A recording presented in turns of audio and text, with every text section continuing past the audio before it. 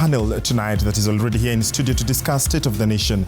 I'm joined by, to my immediate right, Ishmael Nyaribo, an advocate of the High Court, the Honorable Beatrice Elachi, MP Dagoretti North, thank you for joining us, as well as Daniel Joshua Kipto, sorry, the former Speaker of Nandi County and advocate of the High Court of Kenya as well. Ladies and gentlemen, thank you for joining us. And I'll begin with you, Ishmael. A quick reaction regarding what we are seeing, with the Senate this week. Are you confident that it will uphold its role in the Constitution?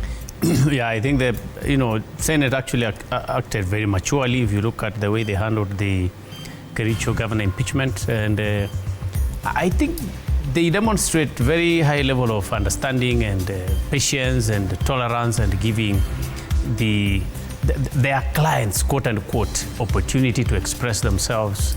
And I believe they will give Honorable Rigathi Gachagua a good opportunity and ample time to express himself, unlike how my learned Honorable Member of Parliament, unlike the time they gave him in the National Assembly, because they really squeezed his opportunity and put him in a corner.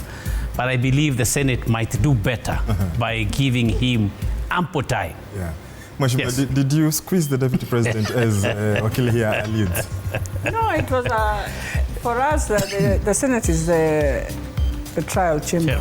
So there's nothing much we do. You realize in fact, we were silent. I doubt whether there's anyone who questioned or stopped him at any given point. We gave him the 2 hours and he explained himself. And that's how it's supposed to be, by the way. Okay. Yeah. Did it count? Did whatever say count at all in the votes?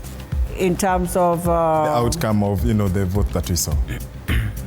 Well, you see, the biggest challenge was... you see, when you're coming there, you come into a house. You had already done your case on media, so you made them decide even before they had you. I think that was the challenge. Okay. Yeah, whoever advised him, I didn't find it right for him to be on media that time, the night before coming to... Because you're you can become very emotional, and you find yourself saying many things that maybe you were not supposed to say. Oh, okay. Yeah. Indeed, and you'll be coming back to know that later. Joshua, looking at what we've seen in the Senate today, is devolution still under attack, or is it being, defended or upheld? Thank you very much. Maybe one comment about the process as it gears to go towards the Senate is that we need to recognize that this is a political contest and a process rather than a legal one. So that when we belabor so much on the legality of the defense, to be honest, having worked in a chamber where politicians sit and make decisions, it's not mostly about the legal arguments on the table. And that's why the threshold for the National Assembly was basically to consider whether the motion was enough to convict or to send the Deputy President to the upper house for the trial. That's just one comment I needed to make. Okay. Focus on the optics and the politics. All right. Now, coming to the second bit about the Senate, I think the Senate has had a fair chance of dealing with quite a number of impeachments touching on governors, that it has become a question of practice.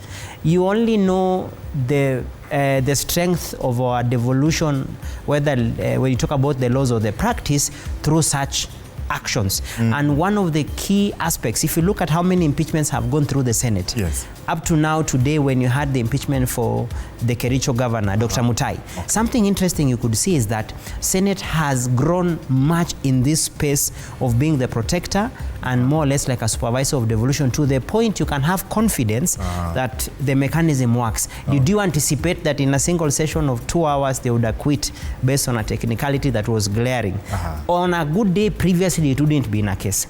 So I hope with that strength of having undertaken such, the devolution grows, the structures grow, our constitution comes to life. And that's why even the impeachment of the Deputy President is a good test. No one, I spoke to one of the persons who sat in the committee of experts as I finish on the committee of experts. And he told me when they were drafting that provision on impeachment of President and Deputy President, they never imagined that it would be applied. Now it is with us here. Your co-panelists are, reacting, and we'll be getting deeper into that on State of the Nation tonight. The Honorable Beatrice Elachi, Ishmael Nyaribo, and Joshua Kipto are our guests tonight on Power and Politics. We are back in a few minutes. Do stay with us, but keep your feedback, questions, or comment coming.